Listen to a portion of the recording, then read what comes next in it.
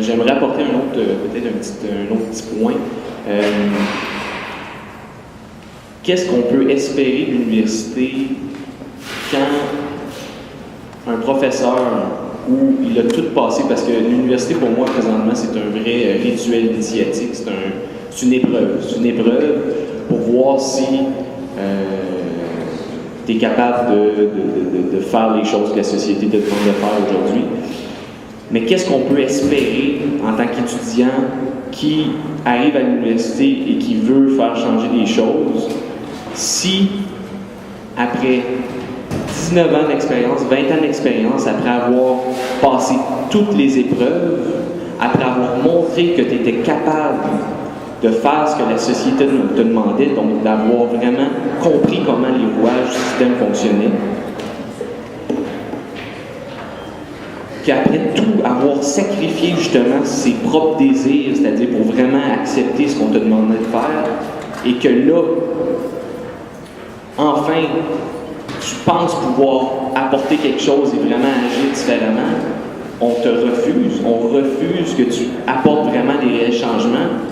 Pour un étudiant qui, dans sa tête, espère un jour avoir une certaine crédibilité justement auprès de la société pour pouvoir apporter des idées différentes, si on n'est même pas capable de faire ça, qu'est-ce qu'on peut espérer en tant qu'étudiant?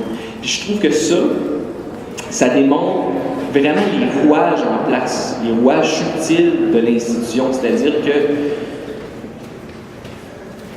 constamment, on est en train, de par la quantité de travaux, de par les notes, etc., à réprimer nos réels, disons, désirs de changement ou vraiment nos désirs de faire des choses. Dans l'optique de peut-être plus tard pouvoir le faire. C'est-à-dire dans l'optique qu'une fois que je vais avoir mon papier, je vais avoir la crédibilité de le faire. Mais c'est comme ça qu'en bout de ligne, on finit par... Ce qu'on apprend en bout de ligne à l'école, c'est justement à réprimer ces désirs-là de vraiment faire les choses qui vous tiennent à cœur pour faire les choses qu'on vous impose. Mais là, on vous dit plus tard vous allez pouvoir, il faut passer, il faut faire les étapes, il faut passer, il faut avancer, mais plus tard, vous allez voir, vous allez pouvoir le faire.